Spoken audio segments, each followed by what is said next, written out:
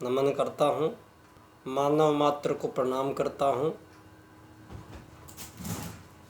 और आदिशक्ति माँ गायत्री प्राण स्वरूपा, प्राणों की देवी, जो 84 लाख प्रकार के जीव शरीरों में व्याप्त वो प्राण जो दिखाई तो नहीं देता है, लेकिन सतत एक चुंबकत्व के रूप में, कुछ कंपनों के रूप में, कुछ ऐसे सूक्ष्म कंपनों के माध्यम से हम प्राण, सभी प्राणी उसी प्राण को धारण करते हैं।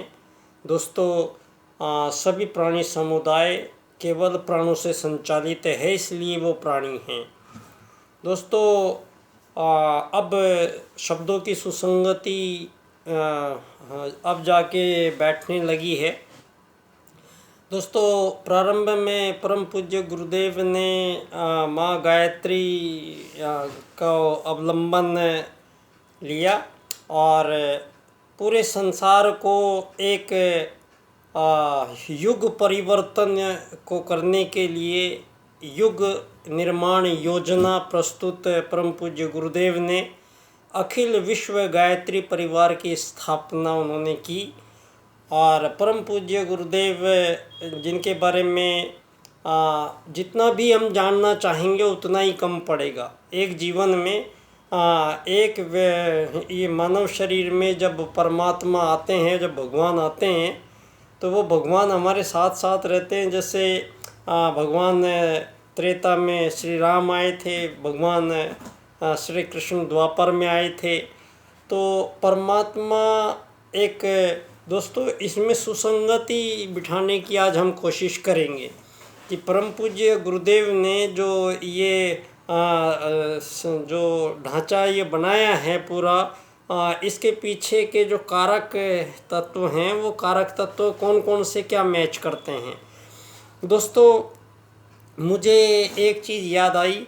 परम पूज्य गुरुदेव ने एक जगह लिखा है कि वो अब सारी धरती को एक धुरी पे इकट्ठी करेंगे और सारी धरती पे अब मानवों के बीच जितने भी विभेद हैं वो सब समाप्त करेंगे और मानवों का एक ही धर्म होगा, मानवों का एक ही लक्ष्य होगा, मानवों का एक ही शिक्षण होगा। मानवों के बीच में ये हजारों साल के जो द्वंद्व हैं ये सब समाप्त करके सारी मानव जाति को एक ही धुरी पे इकट्ठा करने की घोषणा परम पूज्य गुरुदेव ने की हुई है।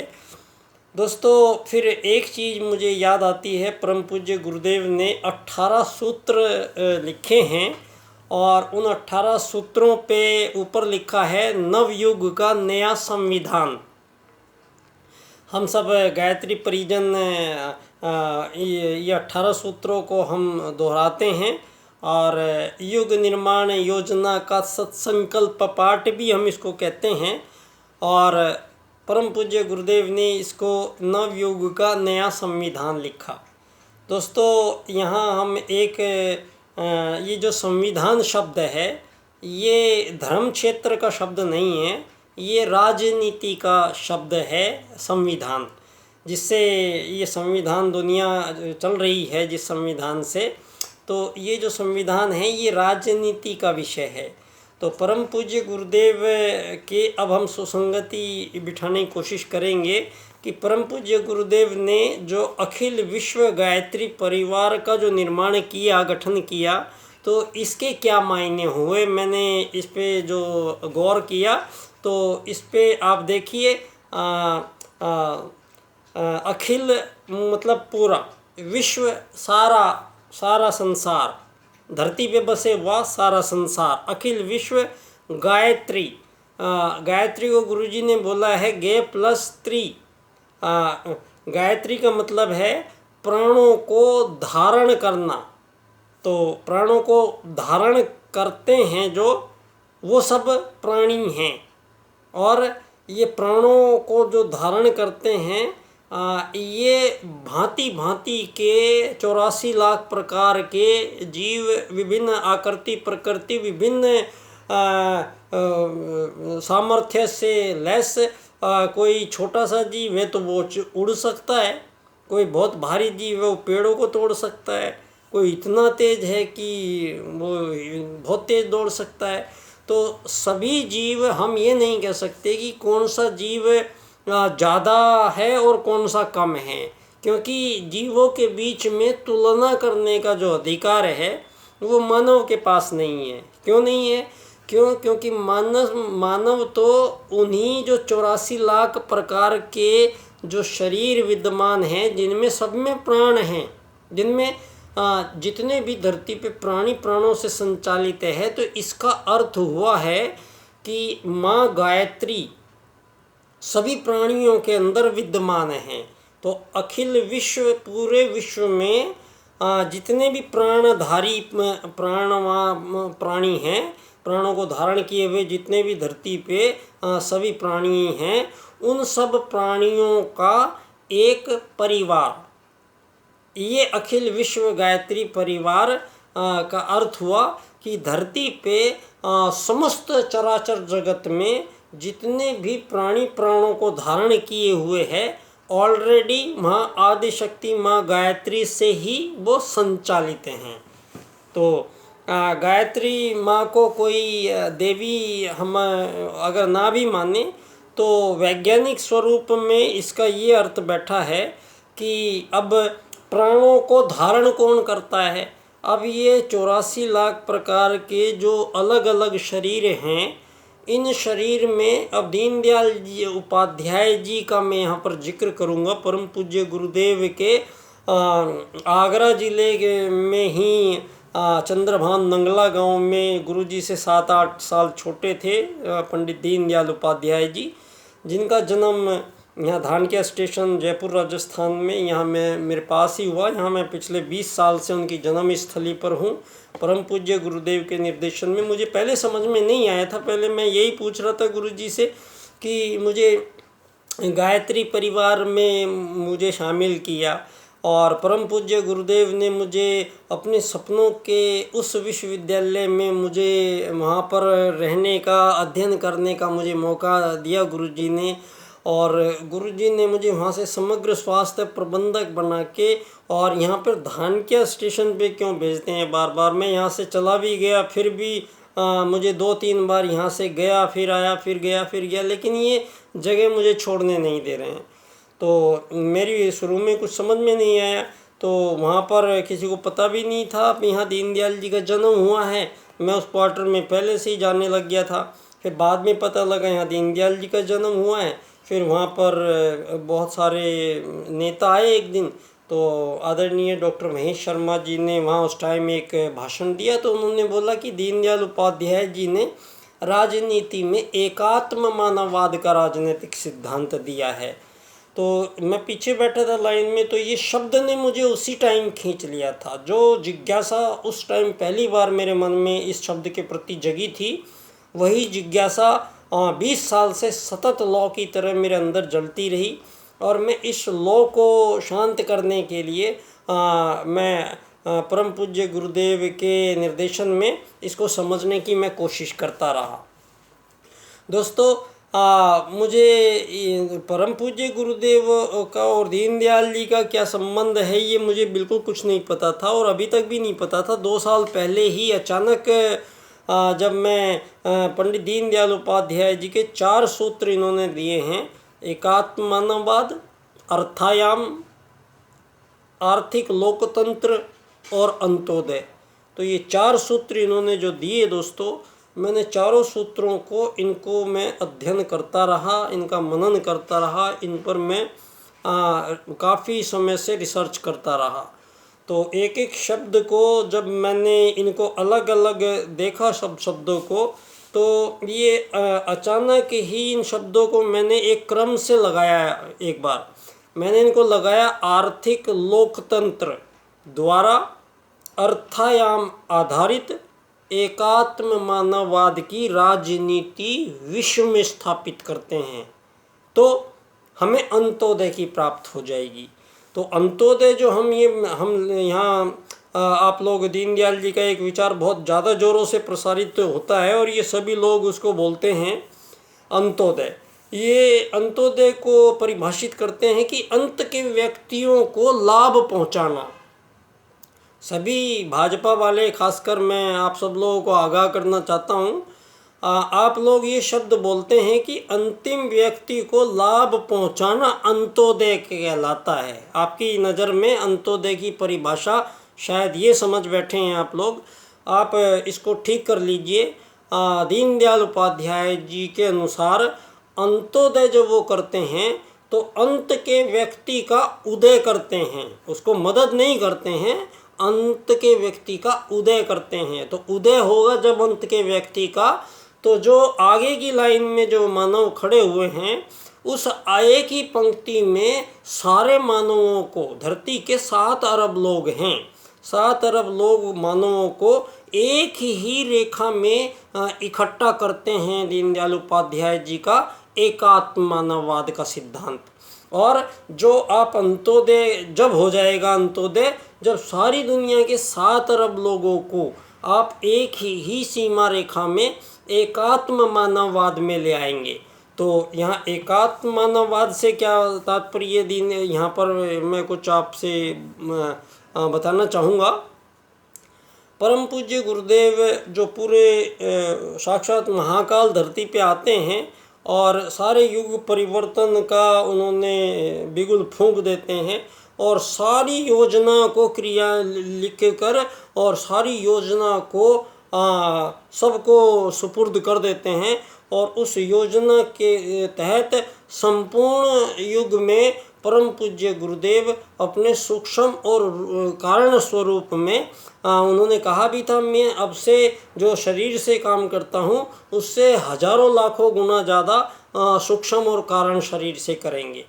परम पूज्य गुरुदेव जो स्वयं महाकाल हैं और जो स्वयं आदिशक्ति माँ गायत्री की पूजा वो करते हैं और आदिशक्ति माँ गायत्री उनकी पूजा करती है। तो दोनों का जब जो गुरुजी ने, वैसे तो वो प्राणी थे तो प्राण गुरुजी में थे ही, तो जब स्थूल शरीर को छोड़ के सूक्ष्म प्राण में गुरुजी गए हैं, कारण प्राण में गए हैं, तो वो आदिशक्ति माँ गायत्री जहाँ से संपूर्ण प्राण आ रहे हैं, तो गुरुजी आदिशक्ति माँ गायत्री में समा गए हैं और संपूर्ण प्राणियों में प्राणों के रूप में वो स्पंदित हो रहे हैं। और सारी दुनिया को बदलने से जो तात्पर्य है, तो यहाँ मानवों के द्वारा पिछले 1000 सालों से कुछ ऐसी त्रुटियां यहाँ पर की जा रही हैं जो करते ही चले गए। फिर एक गलती एक बार कर दी मानव ने, तो उस गलती को पीढ़ी दर पीढ़ी और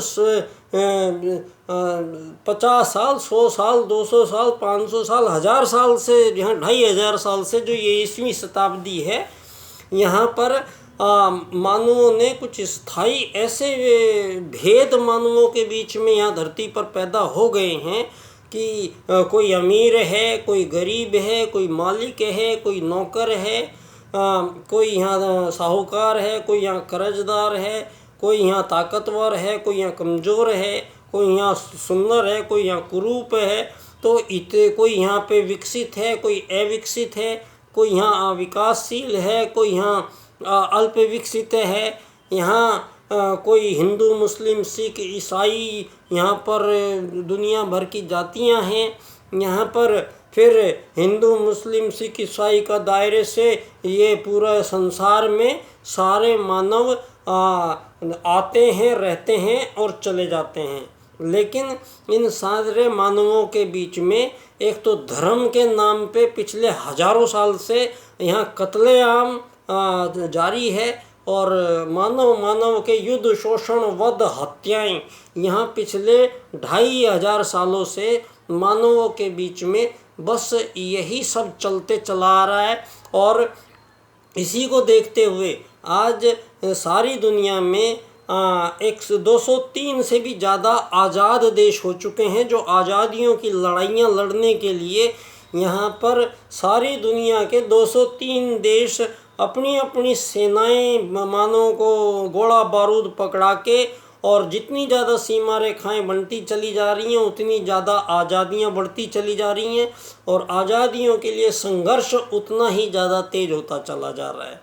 और सारे देशों में बहुत बुद्धिजीवी लोग रहते हैं, हमारे देश में बहुत बुद्धिमान लोग रहते हैं। तो ये किसी भी बुद्धिमान लोगों ने आज तक ये बात किसी को नहीं कही है कि एक ही प्रजाति के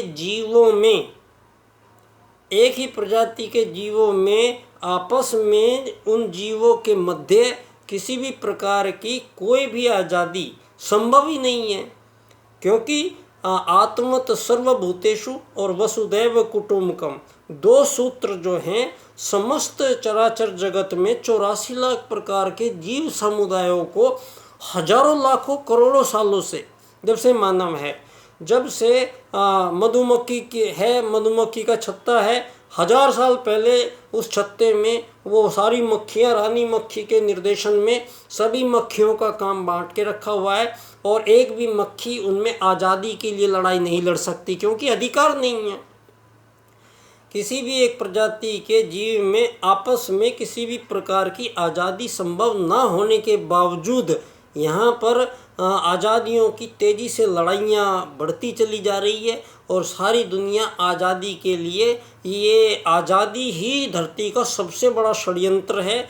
जो यहाँ पर आज़ादी की बात हम करते हैं तो ये भी एक षड्यंत्र है। भारत के लिए ये षड्यंत्र किस प्रकार है दोस्तों, ये लोग 21वीं शताब्दी को हम लोगों को, सारी दुनिया को बता रहे थे और हमारे भगवान श्री राम और भगवान श्री कृष्ण के वजूद को ये लोग काल्पनिक कथाएं कह रहे थे।